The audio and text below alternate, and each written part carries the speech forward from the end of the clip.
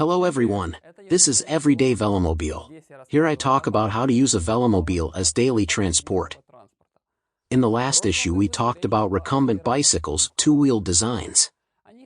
They're good for replacing a regular bicycle, but they don't solve two important problems facing everyday transportation, namely, stability and all-weather performance. Today I will talk about trikes, three-wheeled bicycles, and velomobiles. As I always say, in the West only a device with a body is called a velomobile. Something that has three wheels but no body is called here by the general designation trike, from the English tricycle. As in previous videos, I will build my argument on the basis of personal experience in the manufacture and use of various trikes. I started building trikes not to make an open model for sale, but to create a velomobile. But, on the way to the Velomobile, I had to develop and test quite a few variants of trikes and even managed to create one production model that is not a velomobile. So, what are the benefits of trikes? Their main difference from recumbent bicycles is static stability. You don't need to keep your balance on them. The exception is tilting trikes. I'll talk about them at the end.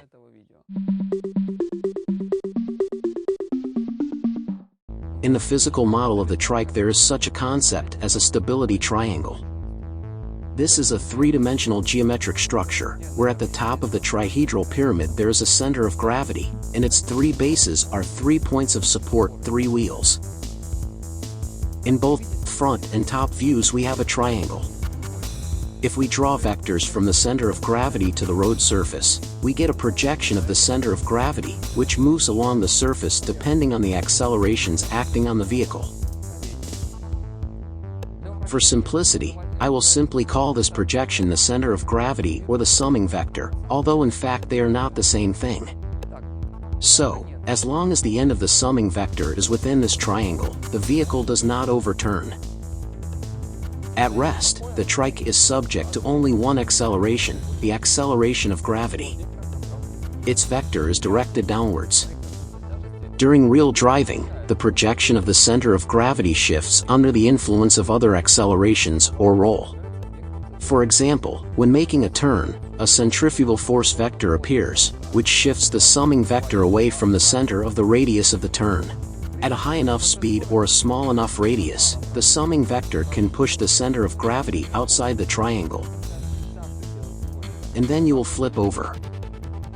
Also, when accelerating or braking, a longitudinal vector appears. When accelerating on the pedals, this does not matter much, but during heavy braking, the longitudinal vector can be significant. The vehicle may nod off. The transverse slope of the road can also force the main vector to go beyond the triangle. The result is exactly the same. When the summing vector, also known as the projection of the center of gravity, leaves the triangle, the trike loses stability. For clarity, I will use lateral inclination or roll, because it is easier to see and show the angle at which stability is lost. This will allow us to compare trike designs and understand their behavior on the road. In addition, the maximum roll can be easily checked in real conditions by placing the velomobile, say, on a sheet of thick plywood and increasing the roll until the vehicle turns over. The more roll the design allows without the center of gravity leaving the triangle, the better its stability. You can see that stability directly depends on two parameters. The width of the base of the triangle and the height of its apex are the height of the center of gravity. In essence, stability depends on the ratio of height and width, and not on the specific value of one or the other. That is, you can have a track of only 50 centimeters, but if the center of gravity is 10 centimeters from the ground, then the stability will be the same as if you had a track of 2 meters and the height of the center of gravity is 40 centimeters from the ground. However, in the case of trikes, the position of the center of gravity on the longitudinal axis is also of great importance. The fact is that when viewed from above we also have a triangle. Thus, the closer the center of gravity is to the two wheels, the wider the base of the stability triangle when viewed from the front. And vice versa, the closer to one wheel, the narrower the base. The actual stability triangle of a trike is always less than its actual track. This is one of the disadvantages of trikes compared to four-wheel designs. The actual position of the center of gravity relative to the wheels depends on the type of trike and its specific design. Here you need to strike a balance between sufficient lateral stability and somewhat uniform weight distribution between the three wheels. Like the recumbent bikes from the previous video, trikes can have either front or rear-wheel drive. There are also two main trike designs: a delta design, when there is one wheel in front and two in the back, and the tadpole scheme, when there are two wheels in front and one in the back. Sometimes it is called reverse delta. In Soviet magazines it was called reverse scheme. Several models of open trikes of both designs are mass-produced. These are, for example, Ice Trike, HP Velodreamer trikes, Specbikatechnik from Vladimir Izmailov's from Riga, my T10 trike. This is not a complete list. Some trikes are lower and have a more horizontal seating position. Others are the opposite, with a more upright seating position, like in a car. Due to the fact that you need to maintain a certain angle between your torso and your legs, if have a vertical position, you need to lower your legs. The only way to do this is to raise the seat higher, which increases the height of the center of gravity, and to maintain stability you have to widen the track. The delta scheme is less popular, but nevertheless, there are serial trikes of this scheme too. Velomobiles were built based on these two types. Most velomobiles are built according to the tadpole trike design. In this setup, the front wheels usually steer and the rear wheels drive. The transmission does not contain countershafts, but only ring or rollers to guide the chain under the seat. Velomobiles come in different concepts. Some of the first were either purely racing, for example, the record-breaking Velomobile Vector, or completely utilitarian Latra. But these are very old designs. Modern velomobiles look basically like this. By the way, you can go to the website of the largest manufacturer of velomobiles, Velomobile World, and see their products. The average price of a velomobile is about 10,000 euros. As you can see, they have reached a very high technological level. The weight of velomobiles is from 20 to 35 kilograms, depending on the model and configuration. There are models for different heights. At this technological level, there are no longer homemade parts. This results in low weight and overall efficiency. These velomobiles are suitable for both racing and everyday driving. Compare them, for example, with the Elf Velomobile or similar ones. The Elf was also mass-produced. As you can see, this is a completely different technological level. It is also a different concept. Efficient velomobiles do not copy a car in any way. Neither in the seating position, nor in the design of the parts. This is a completely independent branch of technology. I am convinced that this is the right approach. A velomobile is still a bicycle, not a car. But on a bicycle everything should be as simple as possible. Now the production of efficient tadpole velomobiles continues to develop, while the production of other concepts barely stays afloat or does not go beyond startups. Where does such an irrational design come from? It's a matter of psychology. People simply prefer what seems familiar to them. For example, the first cars were completely different from modern ones. But why? Is the angular shape of the carriage good? And if it's good, then why don't cars now look like carriages? The answer is simple. The first cars looked like carriages simply because they were carriages with a motor. By the way, the first car had three wheels precisely because the principles of steering geometry had not yet been developed at that time. For carts and carriages that are pulled by a horse, this is not necessary. As you can see, the first car has no roof. Is this practical? Obviously not. But most carts do not have a roof. This is what a modern carriage-style car looks like. It looks ridiculous. Because it's not rational. This is a good analogy. It's also ridiculous to copy a car design for a velomobile. The design must be rational and energy efficient. A car has 100 times more power than a Velomobile. As much as 100 times. That's a lot. This is worth thinking about. Velomobiles with an automobile design are created because they are more familiar to most people, and, as the developers hope, it will be easier to sell. It's the same story with copying the design of an upright bike. In the past, Delta Velomobiles were also produced. For example, the Aurora Velomobile from Canada. We'll talk about it a little later. Also, both types of Velomobiles can be divided into models with wheels in the same common body as the Velomobile, and those where the wheels are placed far to the sides. This can be either a Delta or Tadpole scheme. For example, the Le Mans Velomobile from France. It even took part in maneuver racing, and in these photos it can be compared with production Velomobiles. In the Delta scheme there are more options with open wheels. The same Aurora, or the racing Berkut from Russia. If you started building a Velomobile, what kind of trike would you choose?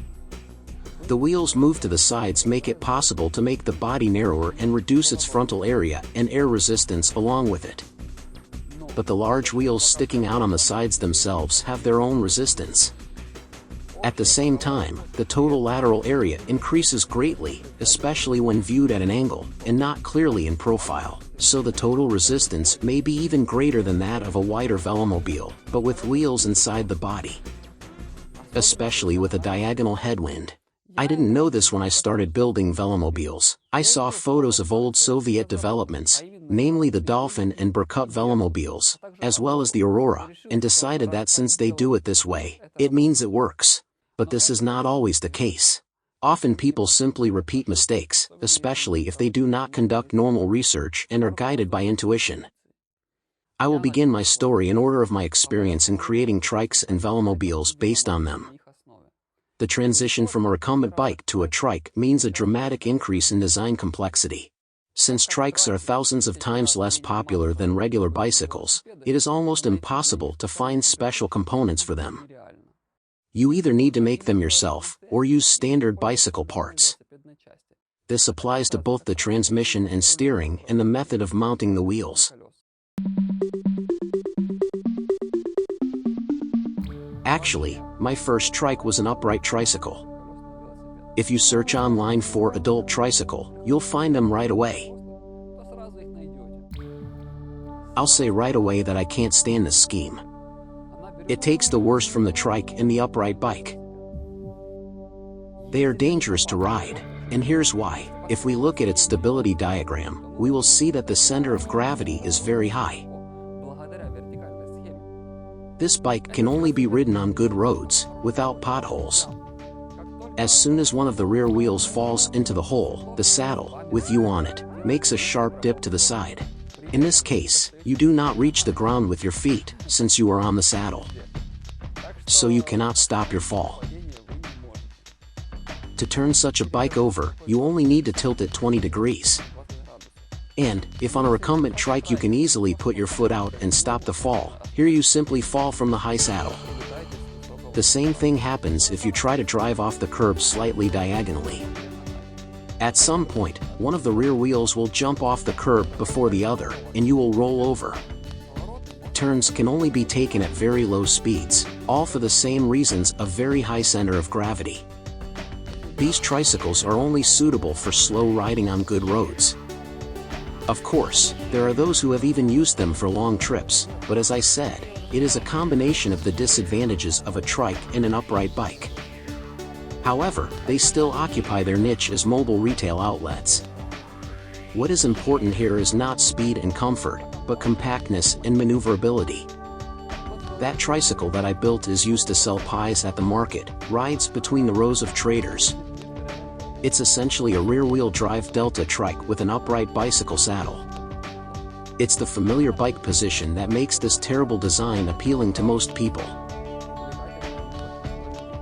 If you show them a recumbent trike like this, they will choose a vertical one, simply because it seems more understandable and familiar to them. A standard bicycle drivetrain won't work for it, so I had to add an intermediate shaft with 2 sprockets. The drive was only on one rear wheel. This also greatly limits cross-country ability, but for driving on smooth asphalt this is enough. There are more sane variants of this scheme where the saddle is located lower, it itself is wider and has a backrest, and the legs with the pedals are moved forward. In this variation, you can reach the ground with your feet while remaining on the saddle. But trikes of this design are longer and less common, and they are produced less often, so they are more difficult to find. My first trike with a seat was a Python trike. Obviously, its stability is better than that of a trike with a vertical saddle, since with a track of comparable width the center of gravity was much lower. There are no non-standard bicycle parts in this option. The trike had no suspension and was front-wheel drive with a movable pedal bracket. It turned out to be quite practical, and perhaps could even be serialized for some conditions. But my task was to build a velomobile, and I quickly realized that accelerating on this trike was dangerous. Steering becomes unpredictable. In addition, due to the need to load the front wheel with front-wheel drive, in order to reduce slipping, you have to shift the center of gravity forward, and this reduces the base of the stability triangle. The main advantage of this scheme is its simplicity.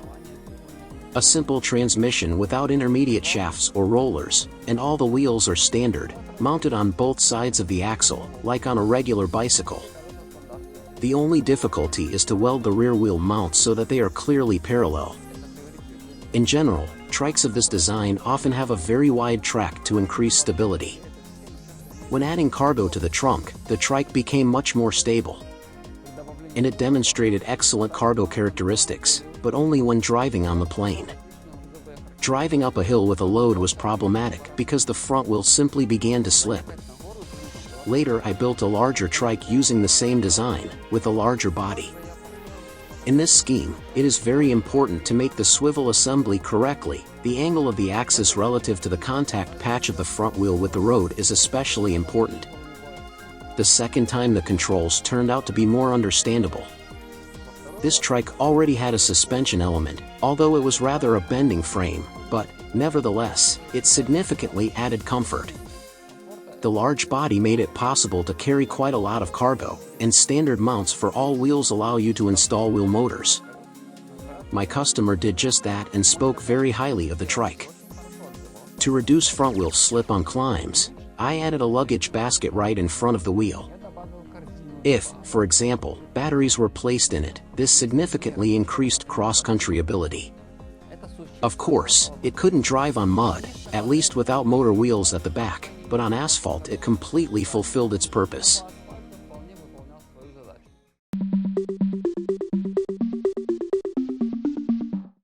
Although the delta-shaped design has its drawbacks, there are examples of serial velomobiles of this design, but with a fixed pedal bracket and rear-wheel drive.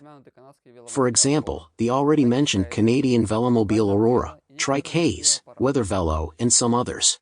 The wheel arrangement itself is used in passenger aircraft. We can say that airplanes are also trikes. These are the fastest trikes in the world. It was this fact that convinced me to continue developing a delta-shaped trike in order to later use it as the basis for a velomobile. Of course, I have seen that the vast majority of production velomobiles, as well as the record-breaking Vector Velomobile, use a tadpole scheme. But then I didn't have the necessary knowledge to do it properly. There you need to deal with the cantilever mounting of the wheels and the Ackerman steering linkage. I did not know how to make steering pins, and even at the correct angles, and how to make a suspension on all this, and even so that when the suspension is working, the front wheels remain parallel when moving in a straight line, and maintain the Ackerman angles when maneuvering. Although I made an attempt to build a trike of this design, I was not able to make it well the first time. For cantilever mounting of the front wheels, I used 16 mm thick BMX hubs, fixed on one side. I also tried to make an original suspension with long arms. At that time, I was sure that it was necessary to use only large diameter wheels, 28 inches. The track width was about 80 centimeters, which is a lot. My house in the village was one of the last on the street and there was no asphalt road reaching it. The trike constantly got stuck in the mud and tilted heavily on uneven surfaces. Steering was unpredictable. In short, I realized that I was not ready for this scheme. So I converted it into a Delta trike.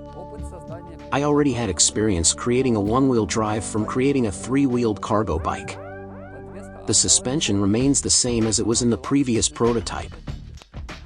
The steering was simplified. There was a regular fork connected to the steering bar by a long rod. Since I already had experience with recumbent bikes, this type of trike was more understandable to me with a regular fork in front.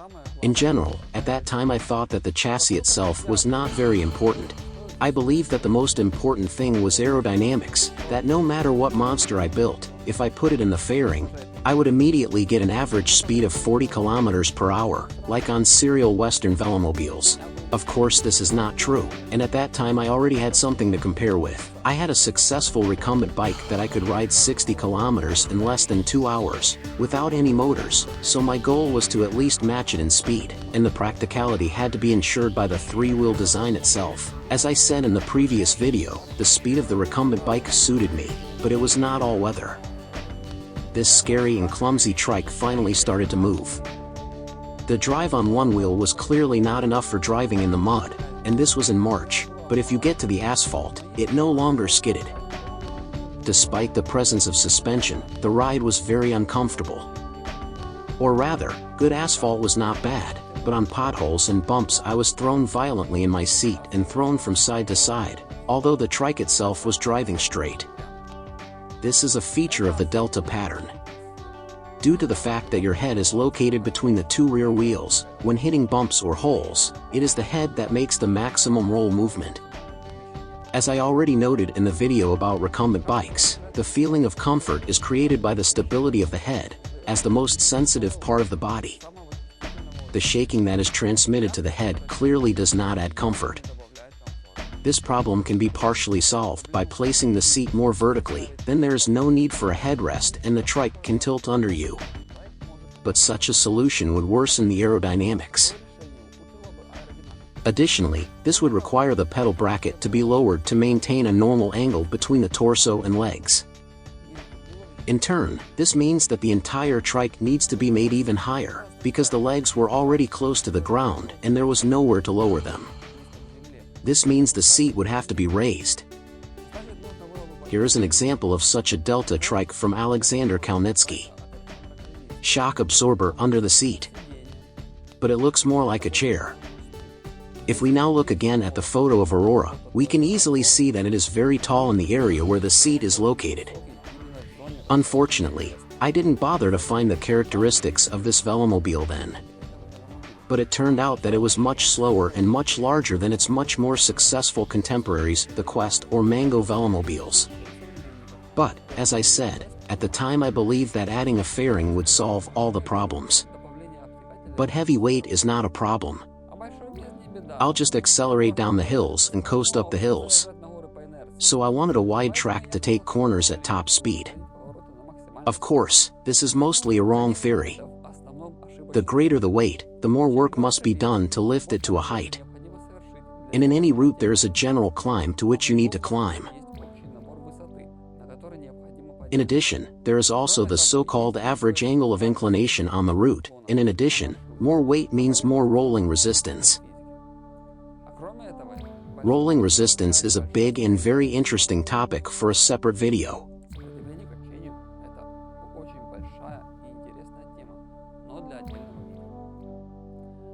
For now, I want to once again focus on the fact that the greater the weight, the greater the energy consumption. This is inevitable. However, at the time I debated this. Anyway, after I got satisfactory performance from that ugly prototype trike, I started making the fairing. As all beginners usually think, I was sure that I had taken everything into account at once, the first time, and that I was ready to immediately make a series of Velomobiles.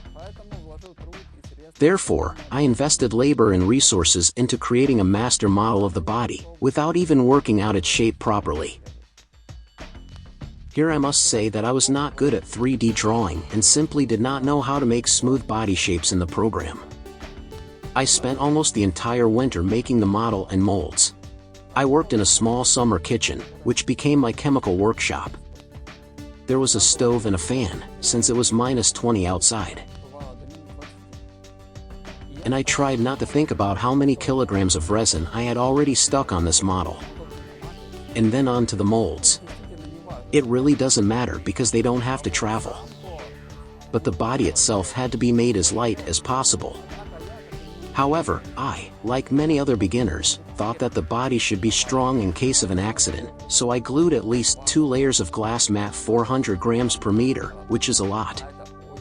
In total, the fairing parts weighed about 35 kilograms. But in the end the appearance wasn't too bad. When I show these photos, many people are surprised, saying that you already had a Velomobile in 2009, why do you say that you achieved your first success only in 2016? And I answer based on the test results, I realized that this was another failure. Is it worth talking about how my dreams collapsed, that as soon as I installed the fairing, I could easily maintain 40 kilometers per hour? I had a 5-kilometer test section of relative plane. As soon as the snow melted, I closed the cabin and immediately went there. But I was driving so slowly that some guy walking along the side of the road was able to throw an apple core into my open trunk as I drove past him.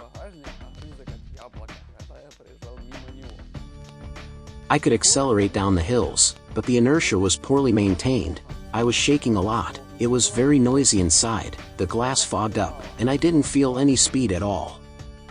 On bumps, the Velomobile tilted so much that I hit my head on the sides of the cabin. In the video you see a later arrival without the overhead cabin.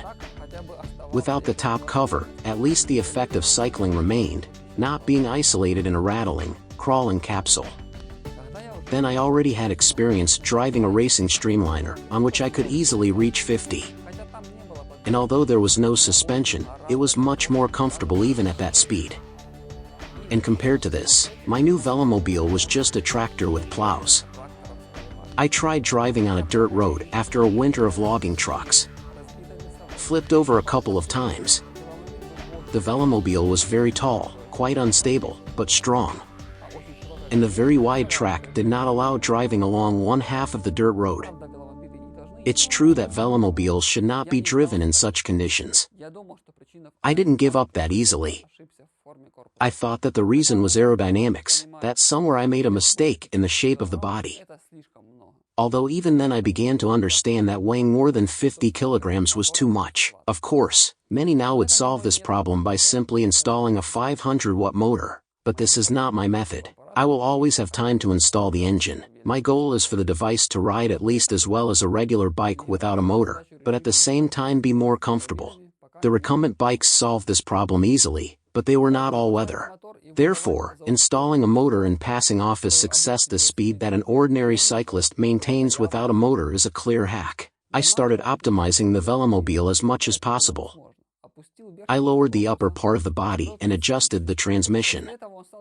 After that, it began to roll better, but still I didn't ride it more than a few kilometers from home, and for all real everyday trips I used the Traveler 2 Recumbent. In the summer, my pyrotechnician friend and I decided to arrange a visualization of the flow. For a short time I could accelerate this colossus to 45 kilometers per hour. And if I drove without a roof and an entrance hatch, then on the plane it was, in general, normal. Sufficient for the test. We installed a homemade smoke bomb with an electric igniter in front of the nose of the device. It was set on fire with a toggle switch from the cabin. To protect against smoke, you had to wear a mask. And it was filmed from the recumbent, and then from a car driving nearby. It turned out to be an epic spectacle. It was really very interesting, especially since we got used to accelerating the heavy Velomobile where the road allowed, and sometimes it was a little faster than my recumbent bike. Of course, not on average, but only in some areas. But this allowed us to think that this scheme still had prospects. Tests with a smoke bomb showed areas of turbulence behind the wheels and behind the rider's head. This was expected. But this test did not provide any specific information exactly how much energy is lost, what kind of resistance the body creates. Without numerical data, it was nothing more than spectacular. But one thing was obvious, it was necessary to reduce the weight, and also provide drive to both rear wheels. I I built a completely new chassis, a Delta Trike with a new drivetrain. It was much more technologically advanced than the previous version. In tests while driving over rough terrain, it showed simply unprecedented cross-country ability. It was possible to drive even through tall grass up a very steep hill. No slippage. The rear suspension was common to the rear drive axle. Although this trike was a little lighter than the previous one, and rode well in places where there are no roads. When riding on the road it was still not comfortable due to side impacts from uneven roads. I also made new fairings since I had the molds. This time I made them as light and thin as possible. The weight of all fairings after painting and finishing was about 10 kilograms. This time I was again confident that everything would work out, so I spared no effort on the exterior finishing. But it was not there. Although this Velomobile did not ride so badly, it was still too heavy. 45 kilograms is a lot, and it was not comfortable. At speed it behaved unpredictably. I only made one trip of 30 kilometers. Climbed steep hills very slowly. Overall it was not much faster than the first version and wasn't even faster than my recumbent bike on the plains. And the recumbent bike was without a fairing, but it was much more comfortable on a bad road and much lighter. I showed this Velomobile at the first rally of Velomobile builders in Ukraine in 2010, and then disassembled it.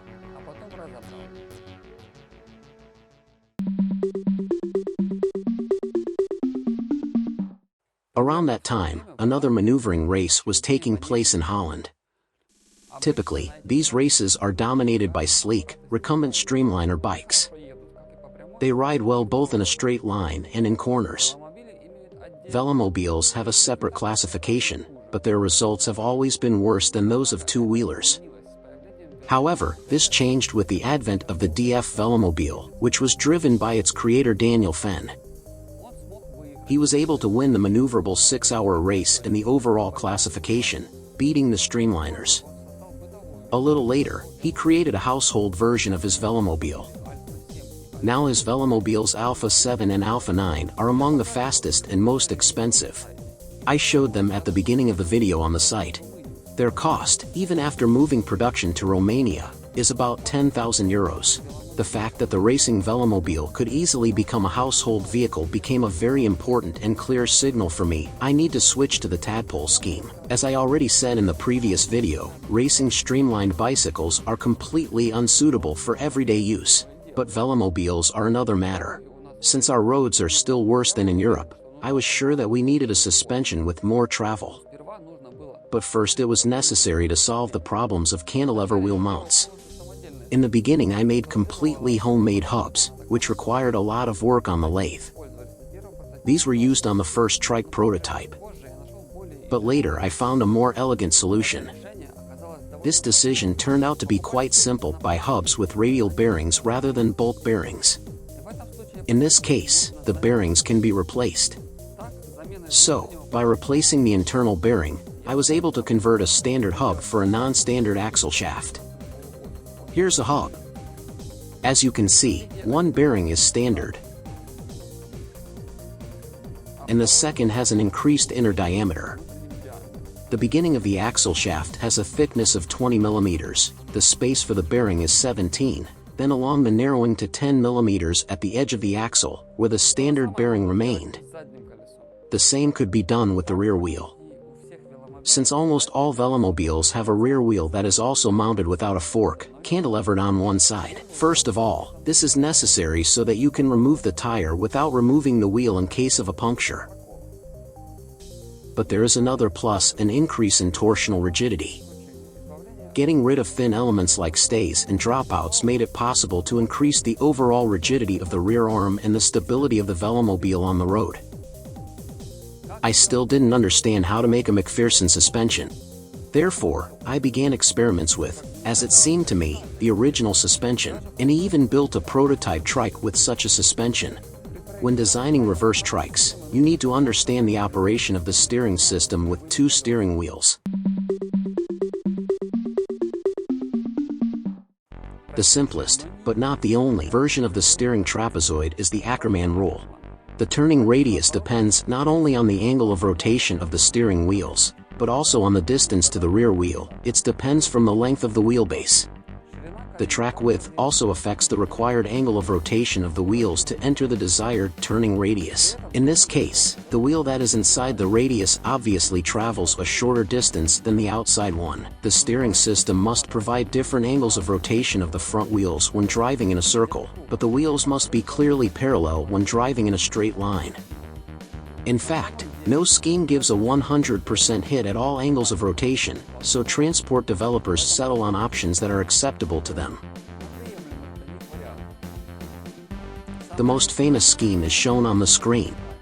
To build a steering trapezoid, you need to draw rays from the points where the front wheels touch the ground to the central axis of the Velomobile to a point located approximately 1/3 of the length of the wheelbase. Then connect these rays across and get a trapezoid. The length of the resulting steering arms also affects the operation of the steering system. Personally, I use a CAD system to model this geometry in 2D and find the optimal arm lengths. Another important parameter of the steering system is the lateral inclination of the steering pins, or their analogs. In a regular bicycle or motorcycle fork there is a longitudinal inclination, which provides the so-called trail, due to which the effect of dynamic self-stabilization occurs when moving forward. This also causes the handlebar to turn towards the tilt, so that you can ride without holding the handlebars. But for more than a two-wheeled scheme, weight stabilization is also important. And turning towards the incline often plays against stability, especially on Delta trikes. The Delta design is unable to provide this stabilization. Random tilts of the trike cause involuntary maneuvers towards the tilt. With a fork mount it is impossible to achieve a feeling of a heavy handlebar when accelerating. And it is impossible to get feedback on the handlebar from the increasing kinetic energy of the vehicle when accelerating. It is this feedback that allows you to feel the Velomobile at speed. If you use standard forks in a reverse trike, as many do-it-yourselfers do, you also lose weight stabilization, since the steering axis of the fork runs clearly along the central plane of the wheel. For structures with more than two wheels, you need to shift this axle inside the track so that it enters the ground approximately 2 to 3 centimeters from the contact patch. If this is not done, the behavior of the trike may become unstable as speed increases.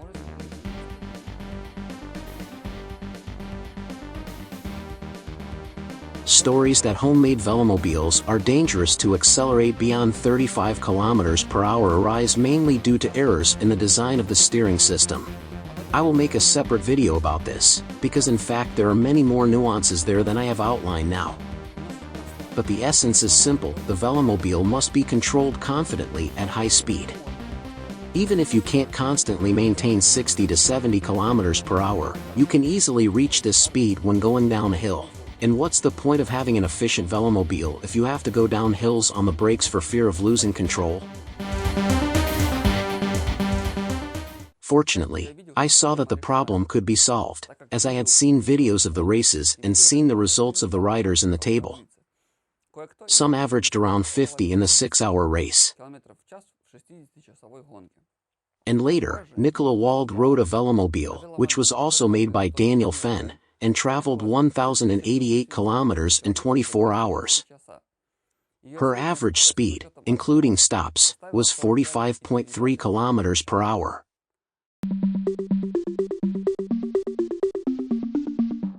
My original suspension system was incorrect. I drove well on dirt roads, but the very first trip on asphalt led to the rapid wear of the front tires. It turned out that there was an error in the design itself and the track width changed during suspension operation. The tie rods remained the same length, so the wheels were not parallel in most suspension positions. So I just had to lock the front suspension.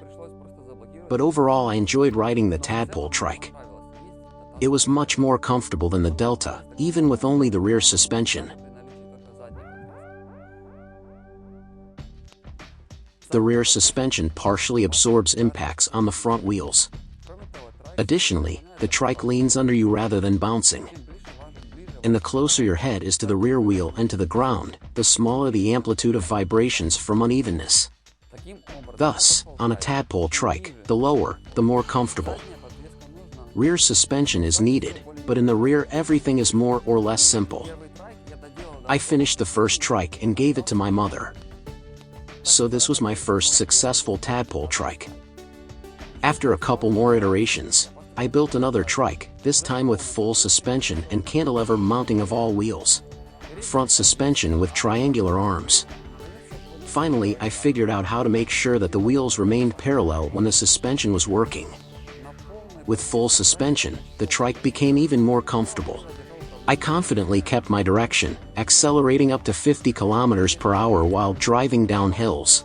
The total weight of the trike was 19 kilograms. There were already normal front brakes here. The rear brake on a tadpole trike is practically useless, since the rear wheel is unloaded when braking. Braking with the rear wheel causes loss of control and skidding when locked, not braking.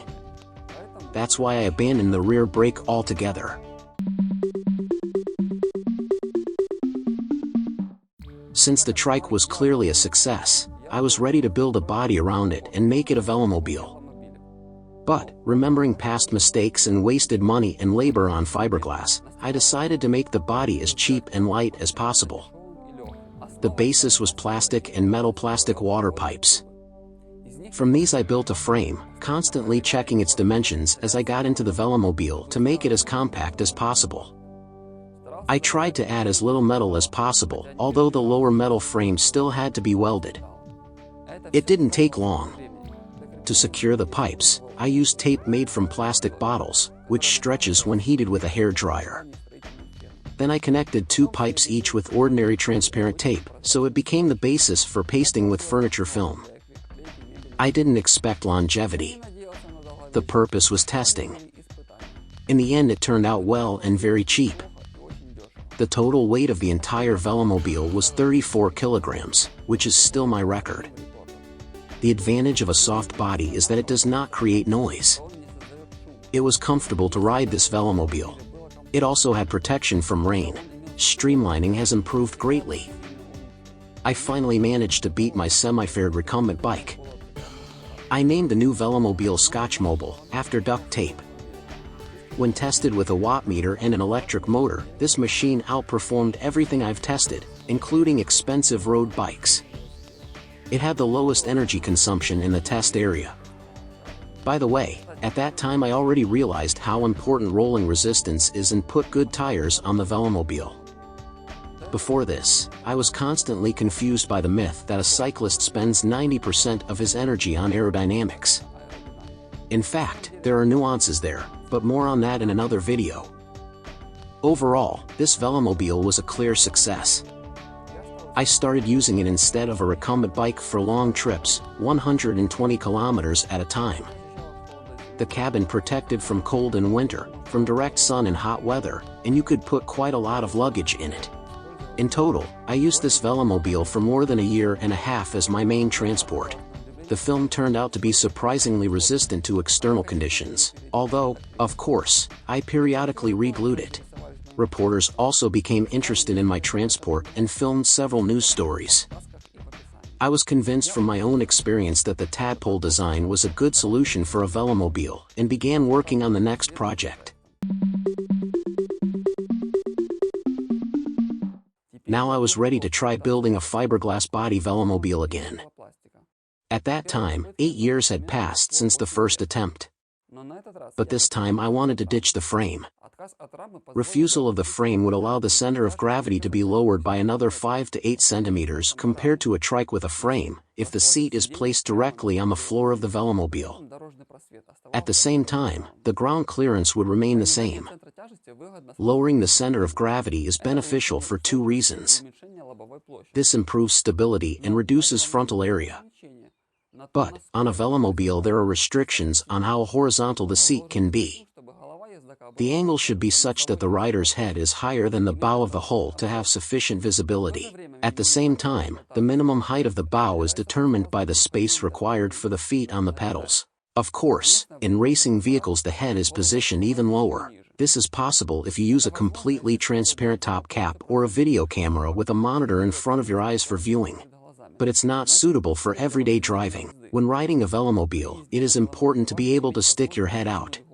Then you will not lose the cycling effect, the feeling of the wind, excellent visibility and full interaction with the world around you. In addition, there is much less noise. My next velomobile and the first vehicle with a monocoque body was the Piligrim. A total of 4 prototypes were built. 3 are the same size, and 1 is larger. On them I worked out many solutions that were new to me, especially the McPherson strut front suspension. Overall, Piligrim was pretty good. Although it turned out to be heavier than the Scotchmobile, weighing 42 kilograms, it had full protection from the external environment, a very convenient top trunk, and a removable streamlined roof. I've done my longest rides on it, beating the results of a semi-fared recumbent bike. I could drive all day, almost non-stop, and travel 400 kilometers at a time. Of course, not as fast as Nicola Vald, but in real conditions on a real Ukrainian road. This was made possible through stability. Maintaining balance when riding a 2-wheeled recumbent bike, especially on the road with trucks, also takes energy due to the fight against crosswind gusts. In addition, you can save energy by climbing hills very slowly, because you don't need to maintain balance, which means there is no minimum required speed, like on a bicycle. Open trikes also have this advantage, which is why they are well suited for tourism. I could drive all night, and when I got tired, I would stop for half an hour and sleep for a short time right in the cabin. The cabin protects from the cold in winter and from direct sun in summer, but in summer you need ventilation. I made 1 autumn trip to the city of Vinnitsa and 2 trips to Chernihiv. Both there and there are 400 kilometers one way. Almost all times I got there in 1 day, without stopping for the night. On these trips alone I traveled 2,400 kilometers, and all this without a motor. Links to videos about these trips are in the description of this video. But, nevertheless, being inside the cabin, I saw that its shape was far from optimal. The seating position was too upright and there was a lot of wasted space, especially around the knees. And all this increases the frontal and lateral area, it increases the influence of the wind and increases resistance. A high seat on a tadpole trike also does not improve comfort on bad roads. After using this velomobile for over 2 years, I was ready for the next step. Here it must be said that the more advanced the design, the more difficult it is to make it even better. On average, each subsequent improvement requires twice as much work as the previous one. Therefore, building a velomobile is not very difficult. But building a good velomobile is really very difficult. There are a lot of nuances that need to be taken into account. I still haven't reached the level of efficiency that the velomobiles from Velomobile World have. For the next step I needed to design everything from scratch, and the first thing I started with was creating an accurate model of the space that a person occupies in the cockpit. I simulated the rider position on a special stand, on which a special ruler was installed. With its help, I measured a pedaling person. More precisely, I measured several people in order to have models for different body sizes of velomobiles. Since in production samples, just like in regular bicycles, there are different sizes, the comfort of the cabin and its spaciousness are felt not visually, but by the presence or absence of obstacles for parts of your body. If you don't bump into anything inside, it feels like a spacious cabin, even if the walls are only a millimeter away from you. Conversely, there may be plenty of space, but just one narrow place will create a feeling of crampedness. There's no point in carrying empty space around with you. The space itself doesn't bother you, but it forces you to use more material for the body and increases the surface area. And this increases weight and resistance. If one person is 190 centimeters tall and the second is 160 centimeters, then it is quite rational for each of them to have a body to match his size. This optimization increases efficiency. I started with the XL model. This was the customer's request. This time I spared no time on 3D modeling, and now, finally, I had a computer powerful enough to carry out aerodynamic simulations at home. Using the 3D model, I built a master model from foam and plywood, and covered it all with many layers of gypsum putty to get a smooth surface and make molds. Due to tragic external events in the spring of 2022, I had to leave Ukraine, but thanks to my friend from Germany, and, most importantly, the sponsorship of Jason Dubin from New York, my molds ended up in Ireland, and I was able to continue developing the Velomobile. Without having my own workshop, it was very difficult to finish the Velomobile. Many solutions had to be sacrificed because the technological capabilities for them were no longer available. At first, I didn't even have a place to work and I was very short on free time because I could no longer continue my business of manufacturing seats, recumbent bike framesets and T10 trikes. And I had to get a full-time job at a local metal structures manufacturing company. I finally finished building a new Velomobile. I really needed it to get to work as winter was approaching. But even though many of the elements were whipped up from what I had, many of the materials were literally taken from the trash bin with scraps of metal at work, I managed to create the most efficient of my Velomobiles. Of course, this is the result not so much of work in Ireland, but of all the previous stages of preparation and accumulated experience. But I didn't have time to create a mold for a streamlined roof, so I also had to sculpt the roof using improvised materials. The XL body is too big for me. As a result, it weighs 38 kilograms. So I had to install a 250-watt electric motor, since even on an efficient Velomobile I couldn't travel 38 kilometers every day in any weather, and even at a certain time, and I couldn't physically work actively in the workshop, and 38 kilograms is still a lot. I need to continue optimization. But, with the extra power, this Velomobile became a full-fledged everyday transport for commuting to work and to the store. At the time of creating this video, its total mileage was already more than 12,000 kilometers. I hope to find time and drive 150 kilometers to the ocean. Now I am carrying out full measurements of the energy consumption of this Velomobile. There will be a video about this in the near future, but judging by the energy consumption in everyday driving and the speedometer readings, it is better than anything I have built before it. Low center of gravity provides excellent stability. I can take turns at 30 kilometers per hour. Even cars enter slower there. It also does not lose stability at speeds up to 60 kilometers per hour. You don't have to brake on most steep hills. I haven't tried driving on steeper ones yet. Rural roads in Ireland are narrow, with many junctions and turns and poor tarmac. The weather is unstable, it often rains and there is strong wind. And in winter it gets dark here very early, so the start of using the Velomobile was in the dark. Overall, these are excellent testing conditions. Have you tried driving at night in heavy rain? I've already tried it. The most real conditions of everyday use. None of my local colleagues or even acquaintances travel such distances on a bicycle every day. Everyone drives a car, even if they only have to travel 5 kilometers to work. I was completely and finally convinced that a Velomobile can completely replace a car on these trips, be a full-fledged everyday transport. And now, 19 years after my first attempt to build a Velomobile with a monocoque body, I have achieved some success. Of course, my Mobi D Velomobile is not perfect yet. And this prototype is made from old trash, but now I have the main thing, an exact understanding of exactly how to build a good Velomobile. All that remains is to have my own workshop with equipment again. But for now I don't even know in which country it will be.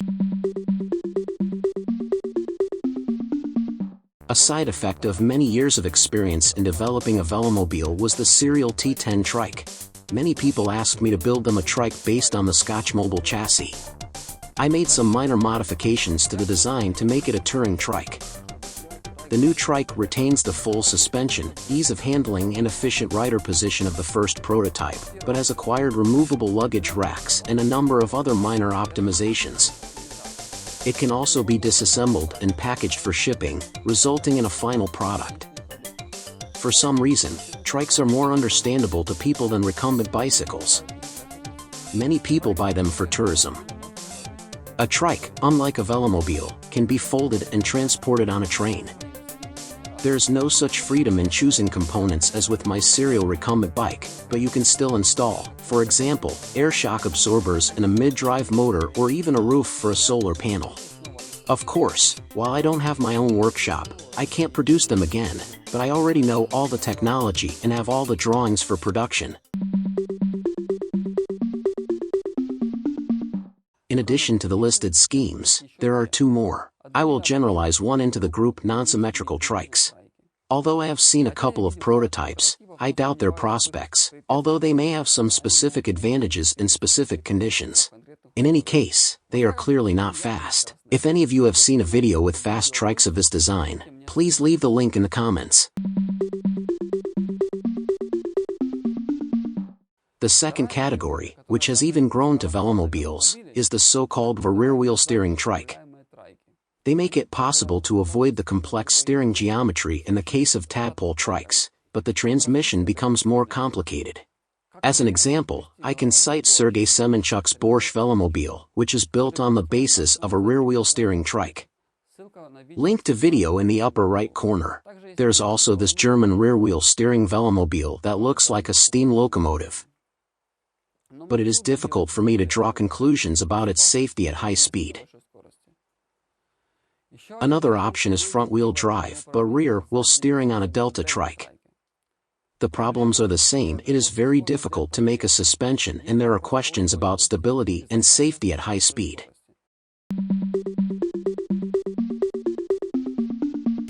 And a few words about tilting trikes.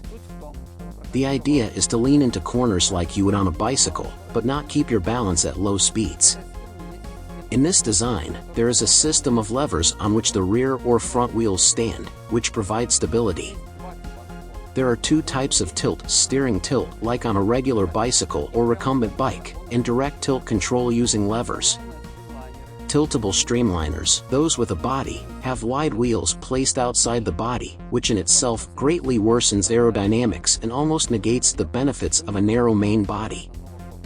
In addition, the narrow body, as in the case of conventional velomobiles, greatly limits the space for luggage inside. Overall, the tilting layout should allow cornering at higher speeds than conventional velomobiles. But this scheme has no prospects for domestic use, since it has no advantages when driving on ordinary roads. Ordinary roads are mostly straight or turn at intersections where you cannot drive without braking. There you need to look around or even stand at traffic lights. Severely limited interior space also reduces the possibility for domestic use.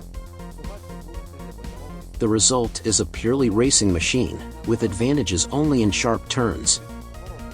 Since in a straight line two-wheeled streamliners and velomobiles with one solid body are faster.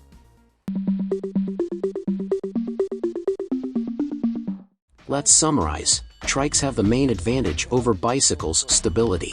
But in order to make a comfortable, easy-to-drive trike, which also won't weigh under 100 kilograms, you need to take into account many specific points.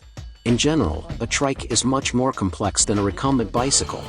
Designs like Delta Pythons can be driven, but are unlikely to be used as widely as tadpole trikes and velomobiles.